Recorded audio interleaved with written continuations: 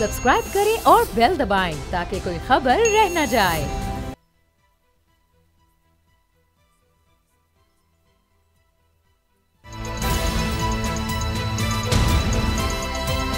अब पता चला।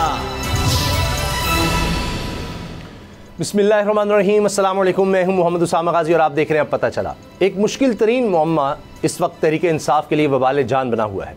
चेयरमैन पीटीआई जेल में है। वाकिफान हाल का दावा है कि पार्टी रहनुमा इस सूरत हाल में मायूसी का शिकार हो गए हैं। पसे पर्दा मुलाकातों में अब पीटीआई रहनुमा इस बात पर अफसोस का इजहार करते दिखाई देते हैं कि काश 9 मई का सानिया ना हुआ होता, मगर होनी तो हो चुकी। अब खबरें ये भी हैं कि पीटीआई के कुछ रहनुमाओं ने सदर आरिफ अलवी से रब्ता करके इन्हें सियासी जमातों व शमूल पीटीआई और एस्टैब्लिशमेंट के दरमियान मुज़ाकरात कराने की दरख्वास्त की है, लेकिन इन्हें भी ये पता नहीं कि सदर अलवी ऐसा करेंगे या नहीं। असल में क्या बातें हुई इसका पता जल्द चल जाएगा, लेकिन हकीकत यह है कि इस वक्त सिर्फ तहरीक इंसाफ ही नहीं, हर सियासी जमात मुश्किल का शिकार है। इंतखाबात की तारीख पर इबाहम भी बरकरार है। पीडीएम के सरबराह मौलाना फजलुर रहमान को तो जमहूरियत पर खतरात मंडलाते भी दिखाई देने लगे हैं और वो सियासी जमातों को इख्तलाफ भुलाने और जमहूरियत बचाने के मशवरे दे रहे हैं। पीपल्स पार्टी की बात करें तो वो नून लीग से खफा लेवल प्लेइंग फील्ड की दुहाई दे रही है। एक तरफ नून लीग से लाड प्यार किए जाने की गवाही इसके इत्तेहादी दे रहे हैं, तो दूसरी तरफ नून लीग खुद मुश्किलात में उलझी है।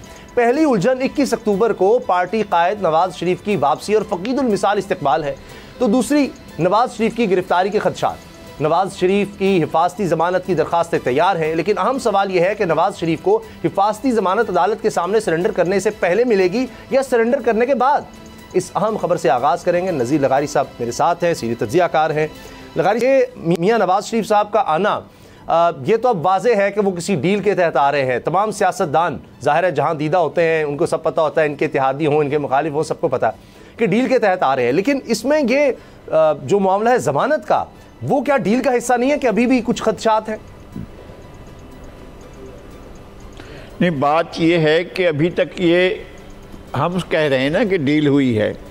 कोई फरीक या तो इसको PMLN माने या जिस फरीक ने डील की है, निगरान हुकूमत के किसी शख्स ने, किसी फ़र्द ने, किसी ओहदेदार ने, किसी मनसबदार ने या किसी और मरकज़ ने, किसी ताकत के किसी मरकज़ ने उनके साथ डील की है। और डील क्या की है? डील में ये शामिल है कि वो आएंगे और जब ये रास्ता बंद हो गया है कि उनकी ताहयात नाअहली के ख़त्म होने के इम्कान मसदूद हो गए हैं जी, तो वो कैसे वापस आ रहे हैं?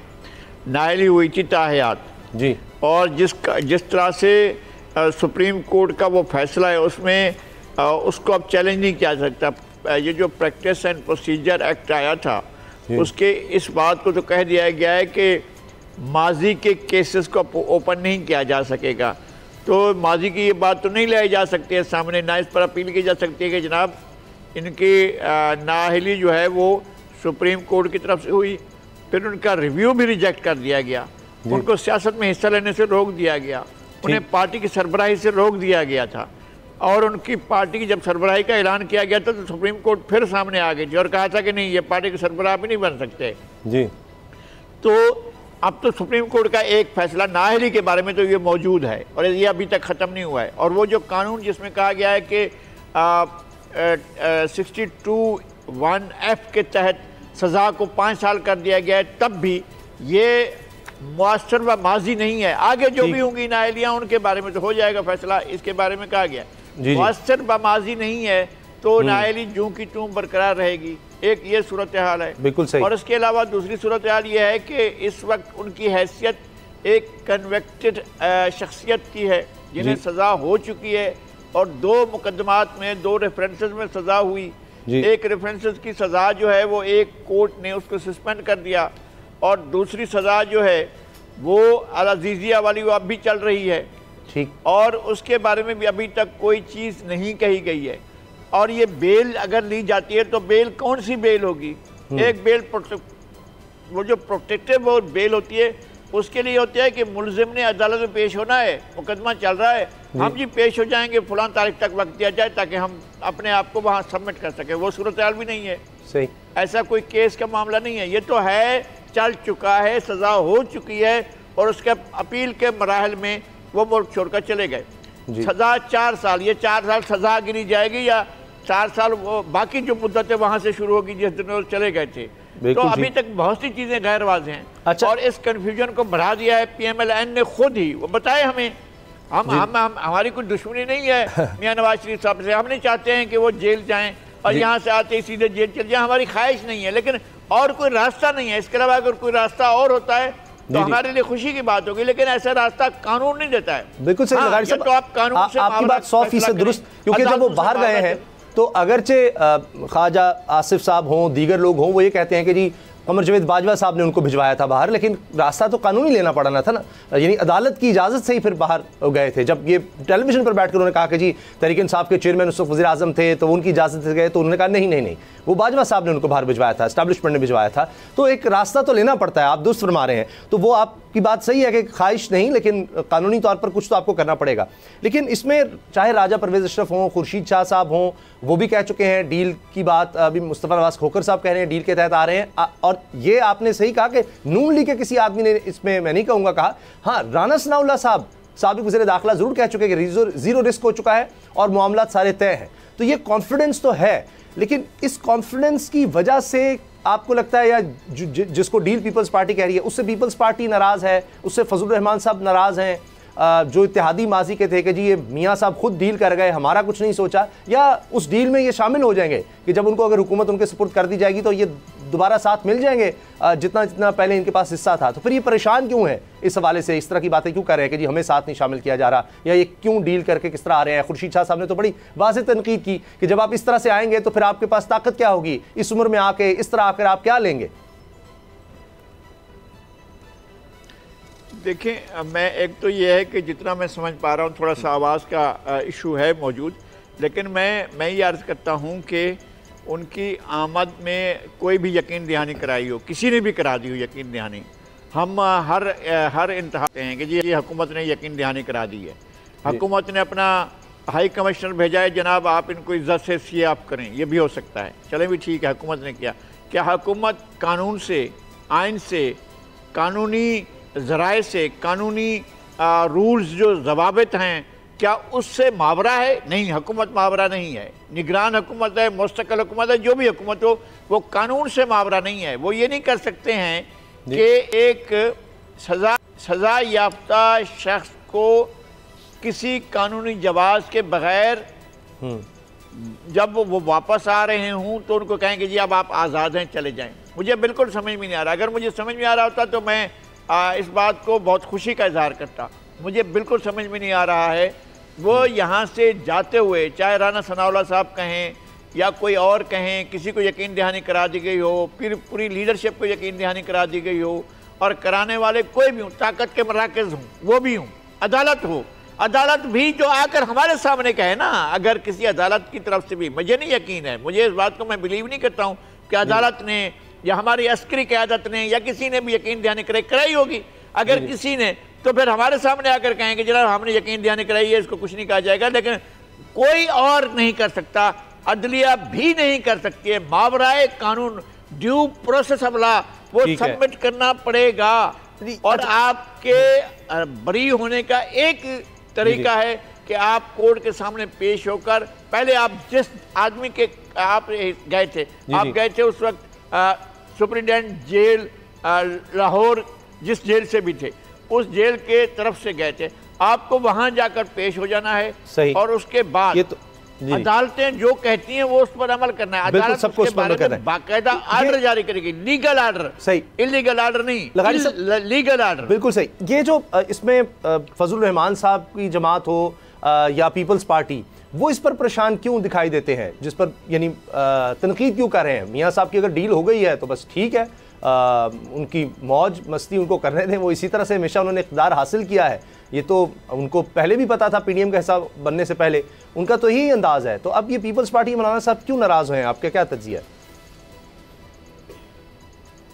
एक तो मौलाना फजलुर रहमान साहब ने पहले तो शुरुआत यहाँ से की कि जनाब हमें सर्दियाँ बहुत होंगी, इलेक्शन को मुलतवी किया जाए। ये पहली बार मैंने मौलाना मुफ्ती महमूद की ज़िंदगी में भी ऐसा नहीं देखा। मौलाना फजलुर रहमान की सियासत को उनके पहले दिन से मैं जानता हूँ, जब उन्होंने सियासत में कदम रखा था मौलाना मुफ्ती महमूद की ज़िंदगी में, तब से लेकर अब तक जो कुछ मैं उन्हें जानता हूँ, मेरे लिए उनका ये बिल्कुल ही नया एक फेज सामने आया है कि वो इस बुनियाद पर इलेक्शन के अल्तवा की बात कर रहे थे कि मौसम जो है वो ठीक नहीं होगा और मौसम ख़राब होगा। मौसम ख़राब दिसंबर 1970 में था, उसमें मुफ्ती महमूद इलेक्शन जीते थे और मुफ्ती महमूद ने किसी ऐरे गैरे को नहीं हराया था। मुफ्ती महमूद ने डेरा इस्माइल खान से जुल्फ़िकार अली भुट्टो को हराया था। जुल्फ़िकार अली भुट्टो वहाँ से इलेक्शन लड़ रहे थे और उनको हरा कर वो असम्बली में आए थे। फिर मुफ्ती मौलाना फजलुर रहमान खुद कई बार जीते और कई बार हारे भी हैं। अलीमनी गंडापुर से हारे, फैसल करीम कुंडी से हारे हैं और भी कई दफ़ा इस तरह से उनने हारने और जीतने का सिलसिला जारी रहा। लेकिन ये बात कि जनाब वो इलेक्शन से पसपाई इख्तियार करेंगे, ये मेरे लिए बिल्कुल नई बात है। मैं मौलाना फजलुर रहमान ऐसे हजरत मौलाना फजलुर रहमान को नहीं जानता हूँ जो इस तरह की बात करें कि जो इलेक्शन से, हाँ उनकी शिकायतें हो सकती हैं, उनको ये बात भी हो सकती है कि जनाब किसी के लेवल प्लेइंग फील्ड का मसला उनका भी हो सकता है, वो ये सवाल उठा सकते हैं। पाकिस्तान पीपल्स पार्टी जो कह रही है वो तो हम सिंध के हालात की वजह से कह रहे हैं। सिंध में उन्होंने प्रोजेक्ट शुरू किया था, पिछले साल की बर्बादी पूरे सिंध के अंदर आई थी। बालाई सिंध में, ज़ेरीन सिंध में पूरे का पूरा सिंध जो है डूब गया था सैलाब के अंदर और पहाड़ों से जो पानी आया था मैंने खुद जाकर देखा है, कोई रास्ते नहीं थे। नौशेरो पानी में था, अपना सॉरी यहाँ से जामशोरो से लेते हैं, जामशोरो पानी में था, ज़िला दादू पानी में था, लाड़काना पानी में था, कंबर शहदादकोट पानी में था और उसके बाद शिकारपुर पानी में था। आगे चले जाते हैं घोटकी उधर से पानी में था, नीचे आते हुए सखर पानी में था, खैरपुर में पानी था और दीगर नौशेरो फिरोज में पानी था, सिंध भर में पानी था और सैलाब था। अब ये इन्होंने बड़े प्रोजेक्ट्स किए, इन्होंने लाखों घर बनाकर लोगों को देने के लिए काम शुरू कर दिया था, वो रोक दिया गया है। अच्छा, आपको इससे किसी को वो नहीं होता है कि जनाब पंजाब के काम यूं के तूं चल रहे हैं, बाकायदा बलूचिस्तान के काम भी यूं के तूं चल रहे हैं, खैबर पख्तूनख्वा के, ये किसी की भी ख्वाहिश नहीं हो सकती, ना पीपल्स पार्टी की हो सकती है ना किसी आम शहरी की। मेरी भी कोई ख्वाहिश नहीं है कि काम रोक दिए जाएँ वहाँ पर भी, अगर यहाँ रोक दिए तो ऐसी कोई ख्वाहिश नहीं है। लेकिन यहाँ पर जो काम रोके गए हैं वो तो लोगों के काम हो रहे हैं, लोग बेघर हो गए, लोग मुतासर हो गए हैं। अब अभी कौन सा महीना है, अभी आपका अक्टूबर चल रहा है, अक्टूबर का मिड आ गया है, मिड अक्टूबर में है, अब ये नवंबर आ रहा है, नवंबर से सर्दियाँ शुरू होगी, अक्टूबर के आखिर तक शदीद सर्दियाँ शुरू हो जाएंगी। नवंबर में लोगों के पास छत नहीं है, अगर ये बन रहे होते घर तो अब तक बहुत लोगों के लिए अवामी फलाह के ये काम रोक दिया गया है। बिल्कुल सही। इस पर भी ज़ाहिर है पीपल्स पार्टी गवर्नमेंट को इतराज़ है कि उनका वोट बैंक भी है और उनके वो समझते हैं कि आगे भी वो जीत सकते हैं, तो उनके लिए मसाइल हो सकते हैं। वैसे भी वो कहते हैं अवामी सतह के काम है, अवामी फलाही काम है, इनको क्यों रखा जा रहा है। अब ये जो आजकल मुलाकातें शुरू हो गई लगारी साहब, मिसाल के तौर पर सदर आरिफ अलवी मिलते हैं सेक्रेटरी इत्तलात तहरीक इंसाफ से, दीगर लोगों से मिलते हैं, तो ये कोई आपको लग रहा है कोई मुफाहमत के हवाले से कुछ बातचीत आगे चल रही है या ये बस ऐसे ही है कि या तहरीक इंसाफ के लिए कुछ रास्ता बनता नजर आ रहा है? क्योंकि फजलुर रहमान साहब भी ये कह रहे हैं कि सबको मिल बैठकर मामलात को करना होगा। पहले जरदारी साहब मिलते हैं फजलुर रहमान साहब से, फिर अब इसहाक डार भी मिलते हैं और उसमें वो कहते हैं जमहूरियत पर खतरात का अंदेशा है। मौलाना फजलुर रहमान की सियासी जमातों को बड़ी तजवीज़ कि सब एक दूसरे को जमहूरी सियासी रवायात को फ़रोग दें और एक दूसरे को रास्ता दें, लेवल प्लेइंग फील्ड दें। तो इसमें तो ऐसे लग रहा है जैसे वो शायद तहरीक इंसाफ के लिए भी कोई नरम गोशे की बात करें, क्योंकि बाकी सब तो चलें, उनके दरमियान तो वर्किंग रिलेशनशिप है। तो ये सदर की मुलाकात, मौलाना साहब का बयान, क्या आपको लगता है कोई तहरीक इंसाफ के लिए कोई रास्ता बन रहा है या नहीं?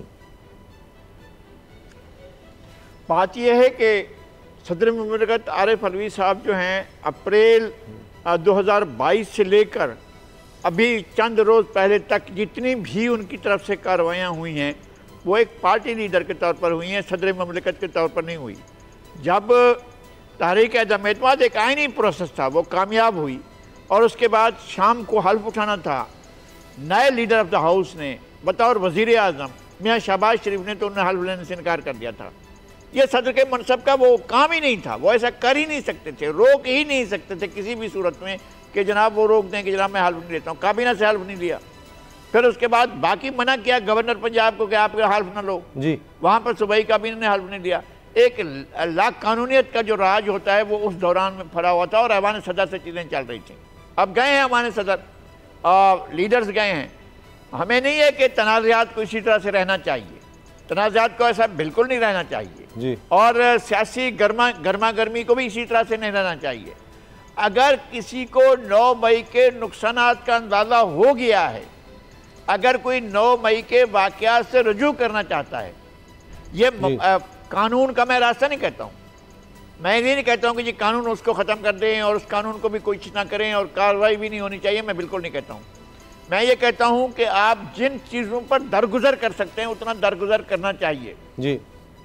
जिन लोगों में, जिन अफराद में, जिन तबकों में, जिन इदारों में, जिन मनसबदारों में नाराज़गी, गुस्सा या कोई ऐसी चीज़ है उससे दरगुजर किया जाए। पाकिस्तान को एक नॉर्मल पाकिस्तान की ज़रूरत है। मुझे ये अंदाज़ा है कि पीटीआई के जो सरबराह थे वो उन्होंने जो रास्ता है वो खुद ही रास्ते बंद किए थे, वो किसी से बात नहीं करना चाहते थे। वो इवन हमारे सिक्योरिटी इदारों के बारे में क्वेश्चन कर रहे थे, जलसे आम में कह रहे थे कि ऐसा कोई ना आ जाए जो हमें मुहब्बे वतन चाहिए, गैर मुहब्बे वतन। भाई उनको पता था कि 6 नाम या 7 नाम थे जो लेफ्टिनेंट जनरल के मनसब तक पहुंचे थे। क्या कोई लेफ्टिनेंट जनरल बन सकता है इस फौज के अंदर कि जिसके हुब्बुल वतनी पर सवाल उठाया जाए? उन्होंने सवाल उठाए थे, फिर उन्होंने कहा था कि मुझसे पूछा जाए कि कौन बनेगा आर्मी चीफ, मुझसे पूछा जाए। भैया आप कौन थे उस वक्त? आपकी कोई हैसियत नहीं थी कि आपसे पूछा जाता। आप तहरीक अदम एतमाद के नतीजे में निकाले जा चुके थे, आपको ये सब बातें नहीं कहनी चाहिए थी। और फिर उसके बाद रैली निकाली गई कि मेरी मर्जी का बनाया जाए, और फिर सहाफ़ियों के सामने कहा गया कि फलां को बिल्कुल ना बनाया जाए। तो अब अगर आप इस तरह से बातें करेंगे तो वो तरीका गलत था। फिर 9 मई क़यामत खेज़ वाक़या था। मैं कहता हूँ कि किसी भी मुल्क में इस तरह से नहीं होगा कि आप रियासत के दिफाई इदारों पर खुद आप हमलावर हो जाएं। ये हुआ, वाक़यात हुए। अगर इन तमाम चीज़ों को रिकनसाइल किया जा सकता है, अगर इन तमाम वाक़यात को लौटाया नहीं जा सकता, कोई चीज़ ऐसी नहीं है कि जिसको हम वापस तारीख का पहिया उल्टाएं और कहें कि जनाब इसको वापस 9 मई को हम अपनी कैलेंडर से निकाल दें। हम कैलेंडर से नहीं निकाल सकते, ये हमारे बस में नहीं है कि हम 9 मई को कैलेंडर से निकाल लें। लेकिन अगर 9 मई के वाक़या से दरगुजर किया जा सकता है और ये अपने आप को कहें कि जनाब वो ठीक नहीं था, बहुत कुछ और भी ठीक नहीं था। ये क्या बात हुई कि आप उसी वक्त लें एतमाद का वोट और सूबे के अंदर, और आपका जो नामजद चीफ मिनिस्टर है एतमाद का वोट ले, और किसी भी 1 सेकंड की ताख़ीर के बगैर वो आप उनसे साइन करवा लें कि जी लो अभी आज शाम को ही असम्बली तोड़ दो, और उसी शाम वो एडवाइस चली जाए। यानी ये तरीके सियासी नहीं थे। ठीक, कौमी असम्बली में आपके पास तकरीबन 140-150 अरकान की अक्सरियत मौजूद थी। आप बैठते असम्बली के अंदर, आप वक्त डाल देते हुकूमत को, जो भी हुकूमत बन रही थी, पीडीएम की बन रही थी, बन रही थी, जो उनके सियासी फैसले थे आज उसकी वजह से वो जो भी इस वक्त माहौल है उसका उनको सामना भी है। लेकिन फजलुर रहमान साहब जो खदशात का इजहार कर रहे हैं, आपको इसमें कोई हकीकत नज़र आती है कि जैसे वो कह रहे हैं जमहूरियत को खतरात हैं, सब मिल बैठे हैं, सियासी गुंजाइश के फार्मूले के साथ आगे बढ़ना होगा, सियासी जमातों ने एक दूसरे के लिए गुंजाइश पैदा नहीं की तो सबका नुकसान होगा। तो ये किसके लिए वो कह रहे हैं कि एक दूसरे के लिए गुंजाइश पैदा करें? इसमें बज़ाहिर हमें कोई इख्तलाफ नज़र नहीं आता। जो इस वक्त जमातें हैं सिवाय तहरीक इंसाफ के, बाकी सब तो साथ वर्किंग रिलेशनशिप है। तो किसके लिए गुंजाइश पैदा करने की बात कर रहे हैं? उनको कहाँ से ख़तरा नज़र आ रहा है? जमहूरियत के लिए कैसे कोई ख़तरात हो गए हैं? इलेक्शंस की अगरचे डेट नहीं आई, लेकिन इलेक्शन कमीशन कह रहा है कि जनवरी के आखिर में इलेक्शंस हो जाएंगे। उस लिहाज से में नज़र आ रहा है। और निगरान सेटअप जो है वो भी कह रहा है कि जनाब इलेक्शंस जैसे ही इलेक्शन कमीशन करवाएगा उसका इख्तियार है, उसके बाद हम चले जाएंगे। तो ये मौलाना साहब को ख़तरात कैसे नज़र आने लग गए अचानक जरदारी साहब की मुलाकात के फौरी बाद? एक तो यह है कि मौलाना बहुत मंझे हुए सियासतदान हैं, और जो 1977 के इलेक्शन के बाद जो तहरीक शुरू हुई थी PNA की, उस वक्त से लेकर और अब तक की जितने भी उनकी सियासी तर्ज अमल रहा है, मैं बज़ाते ख़ुद उसका शाहिद भी रहा हूँ और मैं उनको जानता भी हूँ पर्सनली कि वो किस तरह सियासतदान है। और जो चीज़ें वो महसूस कर रहे हैं हमें भी उसका एहसास करना चाहिए। सियासी अमल को, हमारी सोसाइटी को डीपोलिटिसाइज किया गया, हमारी सोसाइटी के अंदर से सियासत की रूह निकालने की कोशिश की गई। और ये नहीं है कि कुछ इदारों ने की है, ये नहीं है, सियासी लोगों ने ऐसा काम किया। मैं हमेशा सियासी लोगों की सियासत का हामी रहा हूँ। मैंने कभी भी नहीं चाहा है कि सियासतदानों के लिए मैदान महदूद कर दिया जाए या उनके लिए जो है रास्ते महदूद कर दिए जाए। लेकिन अगर वो खुद अपने लिए ऐसे रास्ते महदूद करें तो फिर क्या होगा? मियां नवाज शरीफ साहब की सियासत के दौरान बहुत से ऐसे चीज़ें हैं जो नहीं होनी चाहिए थी, बिल्कुल नहीं होना चाहिए था। मियां नवाज शरीफ को एक सियासी अमल को सियासी अमल के तौर पर लेना चाहिए था। उन्हें कभी भी ये नहीं करना चाहिए था। वो अपने दौर दिखाएं, इसको छोड़ दें जो 2013 में है, उससे पहले का दौर बताएं जब वो 90 में बरसर-ए-इक़्तिदार है। जिस दिन बरसर-ए-इक़्तिदार है उस दिन आसिफ अली ज़रदारी जेल में पड़े हुए थे। जब तक वो इक़्तिदार में रहे आसिफ अली ज़रदारी जेल में रहे। फिर उसके बाद 1997 में यूं ही वो इक़्तिदार में है, उसी दिन आसिफ अली ज़रदारी गिरफ्तार हो गए। वो उनके बाद भी परवेज़ मुशर्रफ के दौर में भी बंद रहे और उनके दौर के भी तकरीबन 5-6 साल गुजर गए थे, तब जाकर उनको रिहाई मिली थी। तो एक बड़ा अरसा जो उनका मजमूई तौर पर निकाल दिया गया, उनकी ज़िंदगी में से निकाल दिया गया, उनकी फैमिली की ज़िंदगी से निकाल दिया गया।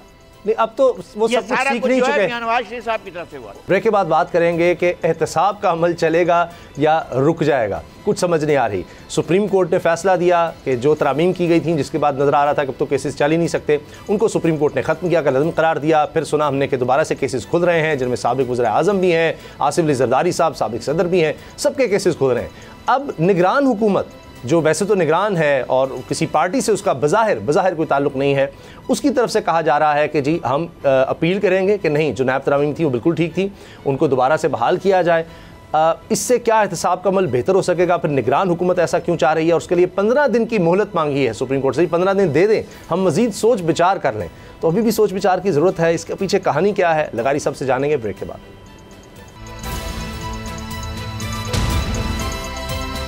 अब पता चला।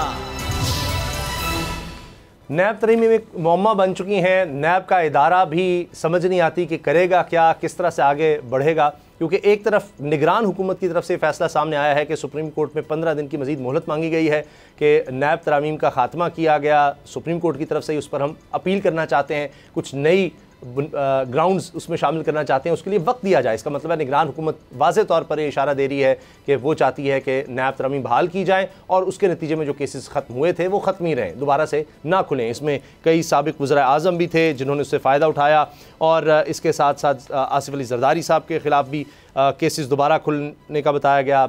मियां नवाज शरीफ, यूसुफ ज़ा गिलानी, दीगर लोग भी थे। अब अगर दोबारा से ये केसेस यानी नैब तरामीम जो हैं बहाल कर दी जाती हैं तो फिर ये केसेस ख़त्म हो जाएंगे। एक सवाल तो ये है कि निगरान सेटअप क्यों ऐसा सोच रहा है? इसमें हो सकता है वो समझें कि जी इनकी ज़रूरत नहीं, बिल्कुल नैब तरामीम ठीक थी, उसके बाद केसेस ख़त्म हो रहे हैं तो हो जाने चाहिए, ये ऐसे इतना अरसा चलते रहे, कोई फ़ायदा नहीं। लेकिन एक दूसरा रुख है तस्वीर का। लगारी साहब, वो जो दूसरा रुख है वो ज़्यादा क्रिटिकल मुझे नज़र आता है। उससे मैं चाहूँगा कि आप बात का आगाज़ करें कि हाजिर सर्विस फ़ौजी अफसरान 4 की, अगर मैं गलत नहीं हूँ, तैनाती की गई है हाल ही में, और जो एक्सपर्ट्स हैं इस काम के, वाइट कॉलर क्राइम को पकड़ने में, इंटेलिजेंस के काम में उनका काफ़ी तजर्बा है। इसी तरह से FIA पुलिस के लोगों का भी कहा जा रहा है कि जो उनका भी ताबुन लिया जाएगा। एक बाकायदा अलग एक सेक्शन बनाया जाएगा, नैब में बनाया जा रहा है कि जो इस तरह से क्राइम्स को पकड़े। तो अब ये जो पिछले थे, अगर वो सारे गलत थे तो उसके अलावा तो कोई नए केसेस हमें उस तरह से नज़र नहीं आ रहे। उनका ही फैसला नहीं हो सका, नैब उनको मंतकी अंजाम तक नहीं पहुंचा सका। बड़ी तनकीद का भी नैब को सामना रहा कि जी पॉलिटिकल इंजीनियरिंग है, ये है, वो है, कितनी आपने रिकवरी कर ली। तो अब फिर ये नया सेटअप जो है ये क्या कर सकेगा? पहली बात यह है कि नैब का जो क़याम है वही एक मुतनाज़ अमल था। अगर ये मुल्क की लूटी हुई दौलत वापस लाने के लिए बनाया गया था तो उसमें तो नाकाम हो गया है। हम नहीं कह सकते हैं कि उसमें उसे कोई कामयाबी हासिल होगी। वह बड़े आदाद शुमार पेश करेंगे कि हमने फलां चोरी पकड़ी और फलां पैसे बरामद किए, लेकिन पाकिस्तान के ख़जाने में उससे कोई फ़र्क नहीं पड़ा है। लूटी की दौलत का हिसाब बहुत ज़्यादा है और वो खरबों में है और पाकिस्तान पिछले 75 साल से ज़्यादा अरसे से लूटता चला आ रहा है और लूटने वाले जो हैं वो हमेशा ऐश व आराम में रहे हैं। पहली बात यह है। दूसरी बात यह है कि नैब का इदारा सिर्फ एक ड्राई क्लीनिंग एजेंसी के तौर पर इसने काम किया कि जिसको मन चाहा उसे बुलाया, उसने एतराफ़ भी किया हो कि हाँ मैंने चोरी की है, उसके बावजूद उसका कुछ ही नहीं बिगड़ा। वो वापस आया है, उसने लंदन में कहा कि जी हाँ मैंने चोरी की थी, लेकिन उसके बाद वो वापस आया तो उसको यहाँ पर वजारतें दी गई, बड़े बड़े ओहदे दिए गए। ऐसा हुआ है इस मुल्क में। ऐसा भी हुआ है कि एक आदमी को 40 साल की सज़ाएँ हुई लेकिन वो 40 मिनट के लिए भी जेल में नहीं गए। इसे आप इसके खाते उठाकर देखें नैब के कि नैब ने क्या क्या किया हुआ है। नैब के कई लोगों को सज़ाएँ हुई लेकिन सज़ाओं पर अमल दरामद नहीं हो सका। फिर इन्होंने जो है एक दुकान खोली हुई थी जिसका नाम था कि वो प्ले बारगेनिंग होती थी, और बारगेनिंग में जनाब फिर क्या चीज़ें तय होती थी, क्या सौदे होते थे, किस तरह से चीज़ें होती थी। कभी भी इस तरह से हमारे सामने बिल्कुल ट्रांसपेरेंट चीज़ें नहीं थी कि पाकिस्तान की लूटी हुई दौलत को किस तरह से वापस लिया गया और क्या क्या हुआ है इसमें। तो अब ये जो कुछ भी हो रहा है, मौजूदा हुकूमत कर रही है कि जनाब अगर वो चाह रही है कि वापस चली जाए, लेकिन पाकिस्तान को आज इसको ख़त्म कर दे हमें इससे नहीं है कोई, और इसने कुछ नहीं डिलीवर किया। अगर इस आपको एक एहसाब का एक मैकेनिज़्म बनाना है तो वो एक क्रॉस द बोर्ड करे तमाम लोगों का, जिसके पास भी कोई मनसब रहा है, अख्तियार रहा है, ताकत रही है, जिसके पास भी, जहाँ भी, जिस तरह भी, जिसके पास लोगों के मुक़द्दर के फ़ैसले करने का अख्तियार रहा है, कि लोगों के सियासी, मुआशी, समाजी, हर तरह की चीज़ों के बारे में, कारोबारी, जो भी फैसले करने का अख्तियार है, तमाम लोगों के ज़िंदगी और मौत के फ़ैसलों करने का अख्तियार है, तमाम लोगों का एक क्रॉस द बोर्ड एहतसाब करने के लिए एक बहुत बड़ा इदारा कायम किया जाए, और जो इसका एहतसाब करे, लेकिन वो एक क्रॉस द बोर्ड करे। ख़ास एक सेगमेंट नहीं होना चाहिए कि हम सियासी लोगों को पकड़ेंगे, बाकी लोगों को हम नहीं पकड़ेंगे, या ब्यूरोक्रेसी से चंद लोगों को पकड़ेंगे, बाकी लोगों को नहीं पकड़ेंगे। जिसके पास अख्तियार रहा है उसका हिसाब हो जाए कि उसने कैसे किया। हमें मालूम है, ये मालूम है, हम क्या चीज़ें ये नहीं ला सकेंगे, कभी भी नहीं ज़िंदगी में ये चीज़ें सामने नहीं आएंगी। कोई लिख जाएगा कि जनाब एक साहब गाना गाते थे और गाना गाने के बाद फिर फरमाइशें करते थे और कैसे फरमाइशें पूरी होती थी। ये चीज़ें और हैं, हमें बहुत सी चीज़ें ऐसी हैं जिनके बारे में हमें बहुत कुछ जानना है। तो एहतसाब का अमल ट्रांसपेरेंट हो, शफाफ हो और एक क्रॉस द बोर्ड हो, और ज़रूर होना चाहिए, क्योंकि इस मुल्क को बड़ी बेदर्दी से लूटा गया। सियासतदानों से भी और दीगर सेगमेंट्स भी थे जिन्होंने इस काम में हिस्सा लिया। ट्रस्ट का बहुत डेफिसिट है सर, कि फिर किससे आप कहेंगे कौन सा महकमा करेगा? मिसाल के तौर पर अगर FIA कहते हैं, एंटी करप्शन महकमा है, वो तो हम देखते हैं जिसकी हुकूमत होती है उसी के साथ चलता है। यानी जिस तरह ही हुकूमत मिली, शहबाज शरीफ साहब के, उनके ख़ानदान के केसेस हमने जिस तरह ख़त्म होते देखे, हत्ता कि वो जज साहब जिन्होंने उनको बरी किया, चले मेरिट पे बरी किया, लेकिन उनको फिर 19 दिन के अंदर अंदर सरकारी ओहदा देने की क्या ज़रूरत थी अगर उन्होंने सही फैसला दिया। तो जो हुकूमत होती है, लगता यह है कि वो उनको नवाजना शुरू कर देती है, इसलिए नैब बनाया गया। नैब बन गया तो ये कहा गया कि जी या नैब चला लें या आप मईशत चला लें, दोनों इकट्ठे नहीं चल सकते। हत्ता कि तक कहा गया मुख्तलिफ पार्टीज़ के रहनुमाओं की तरफ से, जिस तरह शाहिद खान अब्बासी भी इनमें शामिल हैं, कि जी मुल्क ही नहीं चल सकता, मईशत तो अपनी जगह होते हैं, मुल्क ही नहीं चल सकता नैब के होते हुए। तो अब या तो फिर नैब को ख़त्म ही कर दें, लेकिन हम कहीं नैब को मजबूत करते हुए भी देखते हैं, फिर जनाब उसके तहत उसने जो केसेस बनाने हैं वो भी नहीं चलने देने। अब निगरान हुकूमत की अगर बात करें तो या तो ये इंतज़ार कर लें कि जनाब कोई जब गवर्नमेंट आएगी इलेक्टेड वो इसका फ़ैसला कर ले, क्योंकि इसमें तो अहद चीमा साहब भी हैं, इसमें तो फवाद हसन फवाद भी हैं, और उनके खिलाफ भी केसेस रहे हैं। वो तो जाहिर है कि इस तरह से नैब को पसंद नहीं करेंगे। तो ये निगरान सेटअप में तो फिर बड़े खदशात होंगे कि इनके तो अपने केसेस रहे हैं नैब में। नहीं, बिल्कुल आप ठीक कह रहे हैं। असल मसला अब भी सवाल यही है जो आपने बुनियादी सवाल उठाया, मेरे नज़दीक भी वही सवाल है। कौन जब किसी को सज़ा हुई थी तो जब हद लगाने की बात हुई तो कहा था कि भाई मेरे ऊपर वही कोड़े मारेगा जिसने कभी ये जुर्म ना किया हो। तो फिर आखिरकार खलीफा को ये कहना पड़ा, यार तुमने मुझे बेनकाब किया, मेरा राज खोल दिया है, मैं आता हूँ इसलिए कि मैंने ये जुर्म नहीं किया है। तो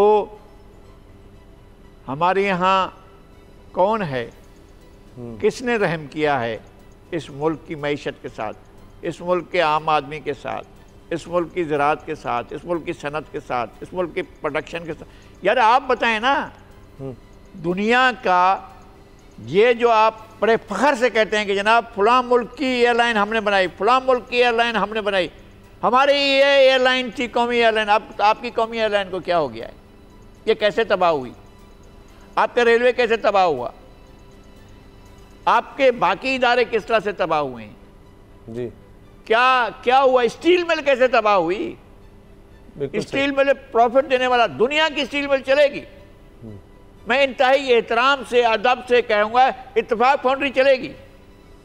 मैं इंतहाई अदब और एहतराम से कहूँगा कि शाहिद खाकान अब्बासी की एयरलाइन चलेगी, लेकिन पाकिस्तान की एयरलाइन नहीं चलेगी। इसलिए कि आप अपनी एयरलाइन को देखते हैं और उसके नफ़े नुकसान को भी पेश नज़र रखते हैं। इस मुल्क के नफ़े नुकसान की, इस मुल्क के इदारे की, एक बंदे ने उससे किसी ने पूछा कि तुमने कहा था कि किसी भी सबूत के बगैर स्टेटमेंट दे दिया कि हमारे यहाँ जो पायलट हैं वो किसी जाली डिग्रियों पर पायलट बने हुए हैं, तो ये स्टेटमेंट किस लिए दिया गया था? किसी ने पूछा है आज तक उस वजीर हवाबाजी से कि ये जो आपने हवाई उड़ाई थी किसी इंक्वायरी के बगैर, किसी इन्वेस्टिगेशन के बगैर, किसी पूछताछ के बगैर, और आपने कहा था कि जनाब हमारे 250 से ज़्यादा पायलट जो हैं वो जाली डिग्री पर काम करें, आपके पूरे मुल्क में ऑपरेशन बंद हो गए थे, पूरी दुनिया में ऑपरेशन बंद हो गए थे। दुनिया ने कहा भाई हमारे यहाँ नहीं आना, आपके तो पायलट ही हैं, इन पर भरोसा नहीं है, आपका वजीर उसका गवाह है। तो किस लिए बयान जारी किया गया था? उसका पूछा होना चाहिए यार, उससे सवाल तो होना चाहिए, पता तो करना चाहिए कि इस स्टेटमेंट के देने का क्या मकसद था। क्या फिर एहसाब किसी और का करने जाएंगे? किसका पकड़ेंगे जाकर एहसाब? या फिर ये तमाम लोगों को जो नूर खान के बाद से लेकर अब तक चेयरमैन रहे हैं PIA को, उन सबको बुला लें और उनको आए जी जनाब आप अपना एहसाब, अपना जवाब दें, अपनी चीज़ों का जवाब दें। या रेलवे में जो मैनेजर आपके चेयरमैन या जनरल मैनेजर रहे हैं उनको बुला कर खड़ा करेंगे, जनाब आप बताएं आपके इदारे को कैसा, आप हर साल अरबों रुपए खरबों रुपए लेते हैं फिर भी आप नुकसान में चलते हैं, क्यों? क्या लोग बगैर टिकट का सफ़र करते हैं? क्या गाड़ियाँ खाली जाती हैं? क्या हो रहा है इस मुल्क के अंदर? क्या लूट मार है? क्या हो रहा था खराबी उसमें स्टील मिल में? कौन सा ऐसा मसला था जो कौन सा इदारा आपको बंद करना पड़ा? किस लिए बंद करना पड़ा? अब तो लगा लूट खाया जी बताए ना, किस किस के बंगले बने यहाँ से? स्टील मिल ने किस किस को महलात बना कर दिए, बंगले बना कर दिए, किसने बनाया ना यार? ये सारी चीजें क्यों नहीं लाते हैं? लाएं सामने। वो तो लगारी साहब अब पुरानी बातें क्या करें, अभी तो यह है कि साथीज़ा अब एहतजाज कर रहे हैं कि वो कह रहे हैं जी हमारे पेंशन के दीगर रूल्स जो हैं बदले जा रहे हैं। आज भी ख़वातीन साथीज़ा जो हैं वो जेल में देख रहा था, वो एहतजाज के लिए बारिश के बावजूद निकली हुई थी। तो इदारों का तो ये हाल है, अब प्राइवेटाइज ही किया जा रहा है, PI को भी किसी ना किसी सूरत में, उसके बाद स्टील मिल की भी कहीं ना कहीं शायद बारी आ जाए। अभी फवाद हसन फवाद साहब जो हैं वो रूर वहाँ हैं प्राइवेटाइजेशन के, उन्होंने कह दिया स्टील मिल तो नहीं अभी कर सकते, ना आगे के ना रहे ना पीछे के, लेकिन PI को ज़रूर कर देंगे। खसारा जो है वो हुकूमत की तरफ आ जाएगा, बाकी PI को जो है उसको प्राइवेटाइज़ किया जाएगा। अब लगारी साहब ये तो सारी चीज़ें चल रही हैं और इसमें निगरान हुकूमत भी कोशिश कर रही है कि जी आम आदमी के लिए कुछ बेहतरी की जाए। अब वज़ीर-ए-आज़म ने कहा कि जी 40 रुपये पेट्रोल कम कर दिया है, सस्ता हो गया, तो चीज़ें सस्ती करने के लिए अब सारे लोग सामने आए और रिलीफ दें।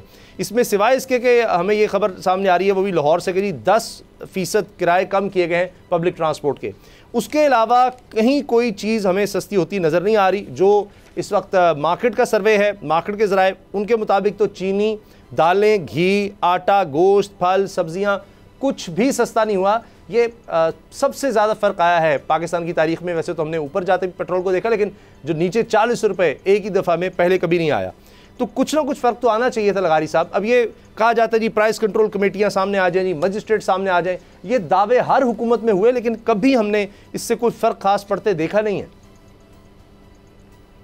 एंटी करप्शन बनती है for promotion of the corruption.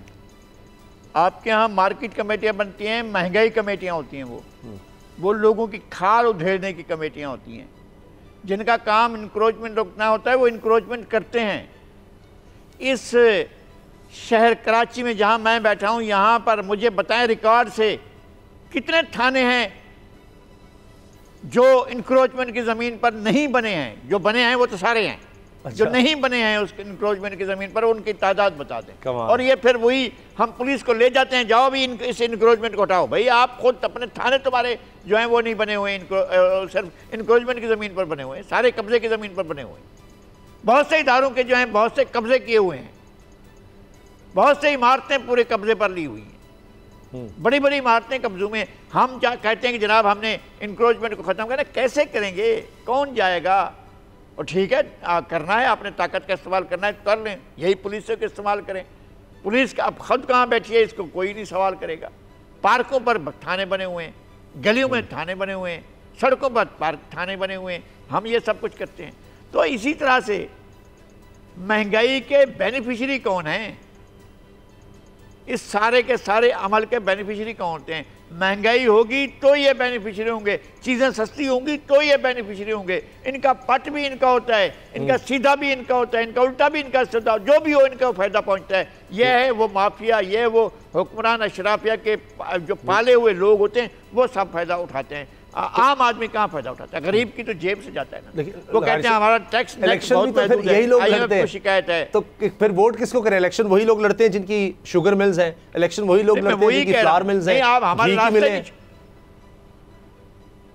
वो तो हमारे लिए रास्ता ही नहीं छोड़ा गया है ना। हमारे पास कोई ऑप्शन नहीं है कि हम क्या करें, कौन सा तरीका अख्तियार करें अपने इस ताकत के मरकज़ को चेंज करने के लिए कि अवाम इक़्तिदार में है। इस बात को कौन वो करेगा?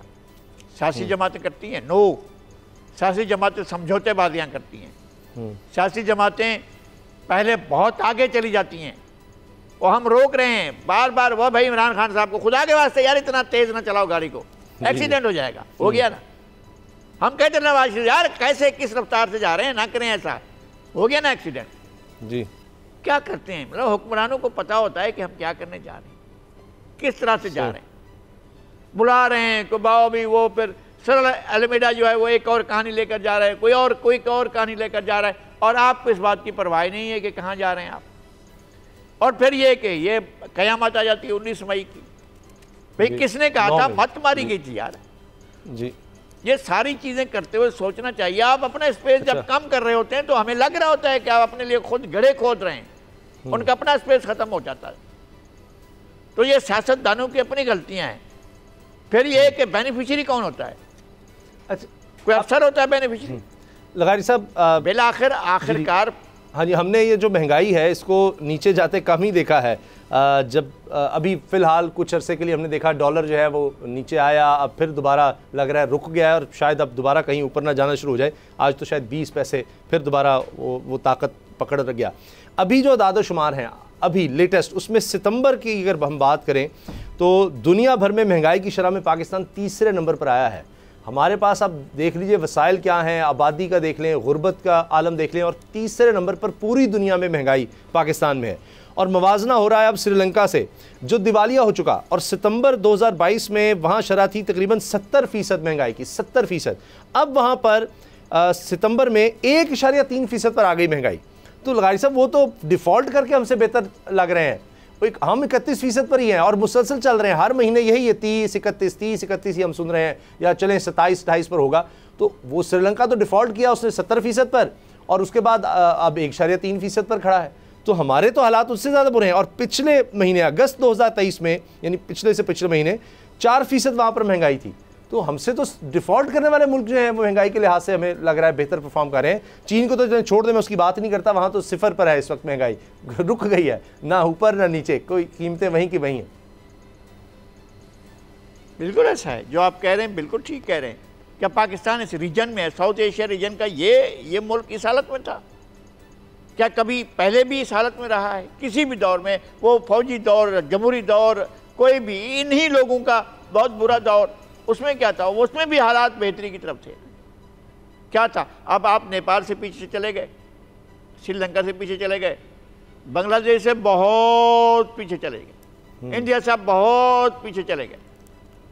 अब पाकिस्तान कहाँ खड़ा हुआ है? अफगानिस्तान से पीछे चला गया। अफगानिस्तान की करेंसी आपसे ज़्यादा स्टेबल है। जी भाई आप, ये मुल्क आपका है ना, इन्हीं सियासतदानों का, इन्हीं ब्यूरोक्रेसी का, इसी अदलिया का, इसी मुल्क के तमाम इदारों का, इन्हीं पार्लियामेंटेरियंस का, इसी एग्जीक्यूटिव का, इसी एग्जीक्यूटिव इजरायली इदारों का, इसी FIA का, इसी एंटी करप्शन का, इन्हीं इदारों का, इन्हीं सर्विसेज का, सबका मुल्क है भाई। लगारी साहब फिर फेल क्यों हो रहे हैं? आपने जी तहरीक इंसाफ की गवर्नमेंट है, चले जी वहाँ महंगाई थी तो हमने देखा कि जी नई एक गवर्नमेंट आ गई, उनको हटा करके जी महंगाई है, हमने लॉन्ग मार्चेस देखे। उसके बाद ये कहा शहबाज शरीफ साहब ने हमने रियासत बचा ली सियासत कुर्बान करके, यानी हमने इतनी महंगाई करा दी। अब सर निगरान सेटअप भी है, मुश्किल फैसले, ये मुश्किल फैसले कर लेते चले गए, लेकिन मुश्किल तो आवाम के लिए होती चली गई, आवाम के लिए कोई आसानी नहीं हुई। आपने देखा है दुनिया में कहीं और जो आपके यहाँ होता है, आपको एक बात बता देता हूँ मैं आपको, दुनिया में वाइट हाउस है, बिकिंघम पैलेस है, दुनिया में जहाँ जहाँ भी इक़्तिदार के मराकज़ रहे हैं, मैं शाह ईरान के महलात भी देख कर आया हूँ। अच्छा, आपका ऐवान सद्र, हालांकि इक़्तिदार का मरकज़ नहीं है, ताकत का मरकज़ नहीं है, लेकिन आपका ऐवान सद्र दुनिया भर के तमाम ममालिक के ऐवान हाय सद्र या बादशाहों के महलात से ज़्यादा बड़े रकबे पर बना हुआ है, और यहाँ मुलाजमीन की तादाद भी ज़्यादा है। प्राइम मिनिस्टर का भी यही है सर, प्राइम मिनिस्टर का भी यह है। प्राइम मिनिस्टर हाउस आपका जो है दुनिया के किसी मुल्क में वज़ीर आज़म का ऐसा वो नहीं। बरतानिया का वज़ीर आज़म जिस टाइम डाउनिंग स्ट्रीट में रहता है, आप 6 कदम आगे चलेंगे तो उससे गुजर जाएंगे। आप अपने वज़ीर आज़म हाउस या वज़ीर आज़म सेक्रेटरीट के आगे से गुजर कर देखें, पता चलेगा आपसे। और लगारी साहब यही हाल गवर्नर हाउसेस का है, यही हाल कमिश्नर हाउसेस का है जी, और बड़े बड़े जो हमारे फैसला साज हैं उनके घरों का भी यही है। सरगोधा के कमिश्नर का आप वो देखे, कमिश्नर हाउस देखे 94 कनाल पर बना हुआ है। ऐसा तो कहीं शाही महलात भी ऐसे नहीं बने हुए हैं। आपने ये सब कुछ बनाया हुआ है, आप ये सब कुछ चला रहे हैं। तो अब ऐसे हुक्मरान आपके शराफिया हो, जिस इस तरह से आपके हुक्मरान आप पर हुक्मरानी करते हो, तो फिर क्या होगा। मैं समझता हूं कि हम इस एवोल्यूशन के चक्कर में हैं कि कभी इर्तिका के मराहिल से हम गुजरते हुए अपनी मंजिल तक पहुंच जाएंगे। इनकलाब हमारे यहाँ है या नहीं है, हमारे मुकद्दर में है या नहीं है। हम इनकलाब, पाकिस्तान के अवाम में कोई इनकलाब भी आ सकता है। जितने लीडर हमने इनकलाब वाले नारे लगाने वाले देखे हैं, सारे के सारे किसी ना किसी जगह पर लाइन में लगे होते हैं कि हमारी बारी कब आएगी। लाइन में लगे होते हैं जो इनकलाब के लिए बात कर रहे होते हैं जी, किसी ना किसी दुकान से आए हुए होते हैं। तो हम क्या करें। मैं ये समझता हूँ कि अवाम को अपने इज्तिमाई शऊर के साथ आगे बढ़ना होगा। किसी भी इलेक्शन में ये ना देखें कि कितनी तैयारियां कौन कर रहा है, अपनी तैयारी करें, अपने आप को वोट दें। एक बार पाकिस्तान के अवाम अपने आप को वोट दें, फिर देखें पाकिस्तान का नतीजा क्या निकलता है। पाकिस्तान को वोट दें। ठीक है, बहुत बहुत शुक्रिया लगारी साहब। अब महंगाई किस हद तक कंट्रोल हो पाती है, क्योंकि अभी तो ये विंडो है अगले 10-12 दिन कि पेट्रोल 40 रुपये सस्ता हो चुका, पता नहीं अब फिर 1 नवंबर को किस तरफ मामला जाएगा। तो इन दिनों में अगर कोई महंगाई कंट्रोल होती है तो बड़ी बात होगी। प्रोग्राम देखने का शुक्रिया, इजाज़त दीजिए, अल्लाह हाफ़िज़। अब पता चला। सब्सक्राइब करें और बेल दबाएं ताकि कोई खबर रह न जाए।